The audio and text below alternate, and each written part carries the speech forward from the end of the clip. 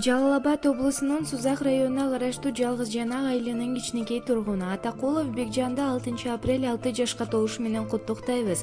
Төрөлөр менен тең болгон, пейили кенен кең болгон, чөй чүйчүгү бал болуп, солу аган көл болуп, элиңе аскар бел болгон, кабылаң болуп шер болгон, ата салтын уланткан Семетей Сейтек бабаңдай кызыл жалынчок болгон. Сага бактылуу балалык, бекем ден соолук, кең келечек, эл керегине жараган уулдардан болушуңа тилектешпиз деп атасы Ажибек, апасы Фируза, дагы апасы Айжамал, карындашы Сумайя, иниси Эржан куттукташат.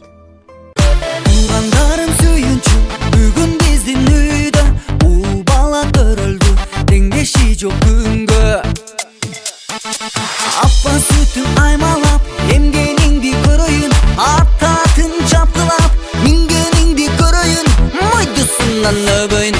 Атасынын баласы, апасынын баласы, өсө бергин чоңоюп дейсин элдин батасы. Апасынын баласы, атасынын баласы, өсө бергин чоңоюп дейсин элдин батасы.